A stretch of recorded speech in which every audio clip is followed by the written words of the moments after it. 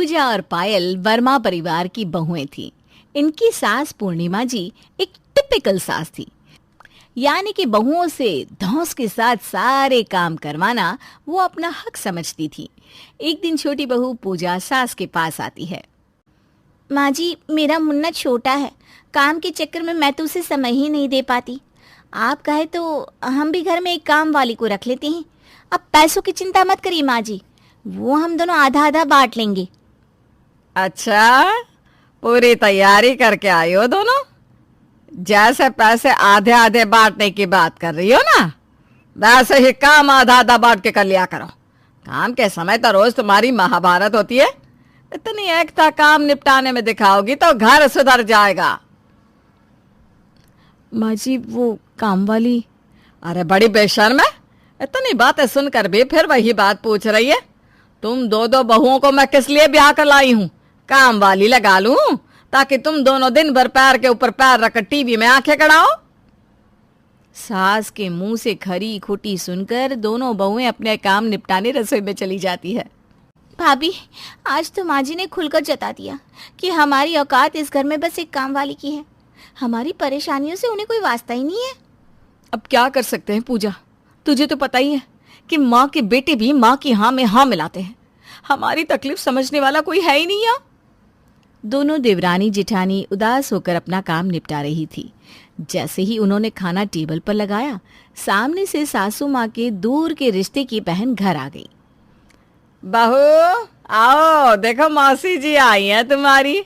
ऐसा करो, पहले 2 कप चाय भिजवा दो, उसके बाद उनका भी खाना लगवा देना। लेकिन माँ जी, खाना तो खत्म हो गया, मैंने सबकी थाली में पहले ही परोस दिया था। अरे तो क्या बिल्कुल नाप तोल कर खाना बनाती हो तुम दोनों? अब अगर खत्म हो गया है तो फिर से बना दो। अपने दरवाजे से भूखे पेट तो ना जाने दूंगी मैं अपनी बहन को। न जाने 2-2 जनी मिलकर क्या करती है घंटों रसोई में। पूरे 30 साल रसोई संभाली है मैंने। मजाल है जो कभी कोई अतिथि भूखा गया हो मेरे घर से। अरे बहू वो होती है जिसकी रसोई में खाना कभी कम ना पड़े। ये नहीं कि कोई 2 रोटी और मांग ले और तुम हाथ हिला दो। पूजा, आज से दाल चावल सब्जी रोटी सब 2-2 आदमी के लिए फालतू ही बनाना। पूरे पूरे दिन काम में खटो और फिर भी बातें सुनो, ये ना हो पाएगा मुझसे। फिर क्या था, दोनों बहुओं ने अपने पल्लू से गांठ बांध ली कि चाहे जो हो जाए 2 लोगों का खाना ज्यादा ही बनाना है। कुछ दिन बीत जाते हैं।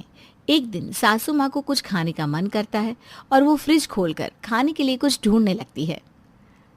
पायल, पूजा, इधर आओ तुम दोनों।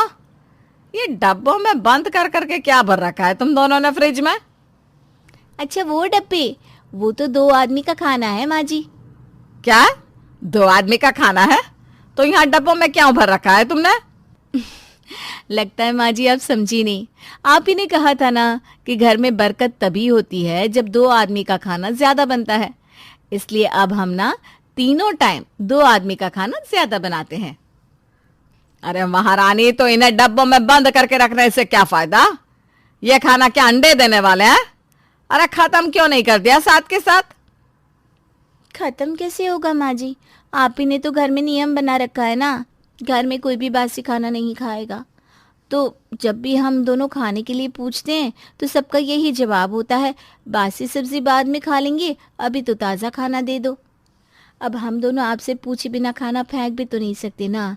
फिर आप कहेंगी कि बहू खाने की बर्बादी करती है, इसलिए हम बचने वाला सारा खाना डब्बों में पैक करके फ्रिज में रख देते हैं। तो अब तुम दोनों ने कौन सा खाना साथ दिया है? 1 महीने का खाना फ्रिज में रखकर सड़ा ही तो रही हो। इससे खाना बर्बाद नहीं हो रहा क्या? सबका दिमाग घास चने गया हुआ इस घर में।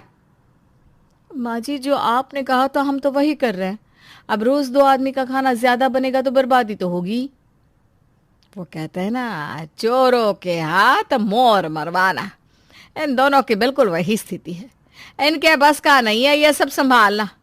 कल से मैं ही बचा हुआ खाना ठिकाने लगाऊंगी। अगले दिन से सास पूर्णिमा अपने ताजे खाने के नियम को ताक पर रखकर खुद ही नाश्ते के समय बासी खाना गर्म करके सबको देने लगी। भाभी, ये तो बढ़िया हो गया है। माँ जी सारा बासी खाना सुबह नाश्ते में चला देती है। ऐसा करते कल से थोड़ा खाना और बना दिया करेंगे, हमारा भी एक वक्त के खाने का काम कम हो जाएगा। क्या कहती हो? देवरानी पूजा का आइडिया पायल को भी अच्छा लगता है। अगले ही दिन से वो दोनों जानबूझकर थोड़ा खाना ज्यादा बनाने लगती है। सुबह नाश्ते के समय, अरे बहू देखो तो रात का कितना खाना बचा हुआ है। ऐसा करो नाश्ता मत बनाना, सब लोग यही खाना खा लेंगे। ठीक है माँ जी, जैसा आप कहें। दोनों बहुएं रोज बासी खाना बचा दी और सास सुबह सबको खिलाकर खाना खत्म करा दी। एक दिन पूर्णिमा का बड़ा बेटा माँ से कहता है, माँ ये क्या नया सिस्टम बना दिया है आप लोगों ने? रोज सुबह सुबह बासी खाना लाकर रख देते हो। बहुत हो गया, मुझसे अब ये बासी खाना खाया नहीं जाता, मुझे मत दिया करो आप। भैया बिल्कुल सही कह रहे हैं माँ, खाया तो मुझसे भी नहीं जाता।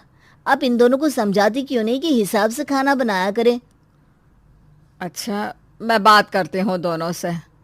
दोनों बेटों के ऑफिस जाने के बाद, पायल, पूजा, बेटा खाना कुछ ज्यादा ही बचने लगा है, सोच समझ कर खाना बनाया करो। मैं तो तुम दोनों को समझा समझा कर थक गई हूँ। बर्बादी कहाँ हो रही है माँ जी?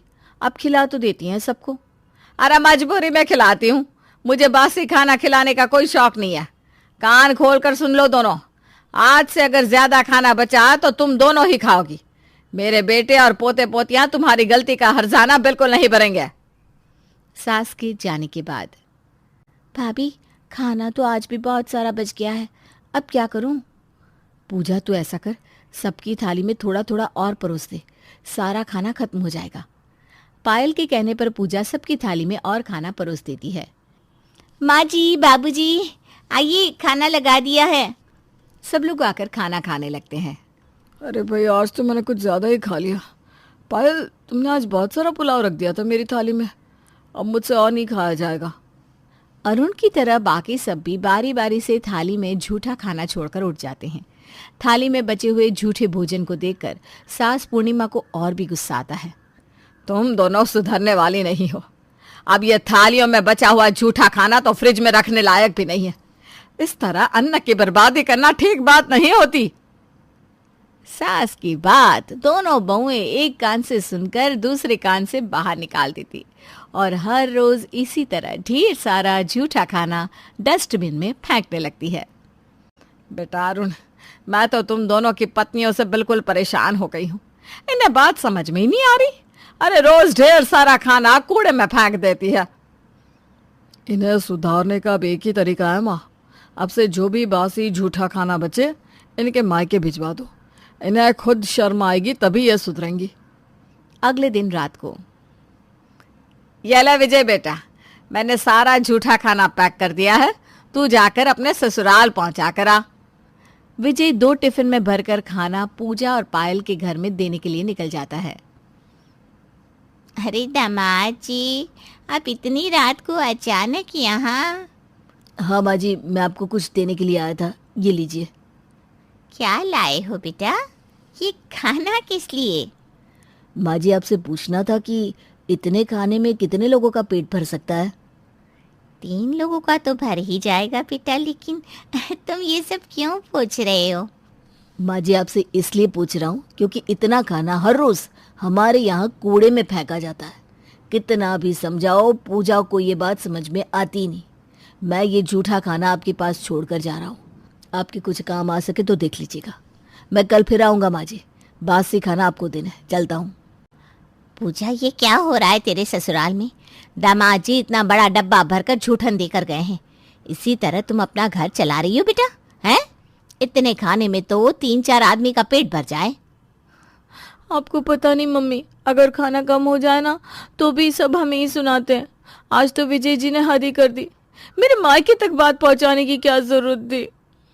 बेटा एक समय में ना तेरे पापा की जॉब चली गई थी, उस समय 3 लोगों के खाने का इंतजाम करना कितना कठिन था वो हम ही समझ सकते हैं। जितना खाना तू फेंक देती है उतने में तो एक पूरे परिवार का पेट भरा जा सकता है। अन्न का कभी भी अपमान नहीं करना चाहिए बेटा, समय बड़ा बलवान होता है। खाना बनाने को कभी बोझ मत समझो, हमेशा ईश्वर का शुक्र मनाओ कि हमारे पास भोजन है, तभी तो हम अपने परिवार को पकाकर खिला पा रहे हैं। मुझे माफ़ कर दो माँ, मैं आगे से आपकी बात का ख्याल रखूंगी और कभी भी अन्न बर्बाद नहीं करूंगी। सबकी थाली में उतना ही परोसूंगी जितनी ज़रूरत हो। माँ की बात सुनकर पूजा को अपनी गलती समझ में आ जाती है और वो खुशी खुशी सबके लिए ताज़ा भोजन बनाने लगती है।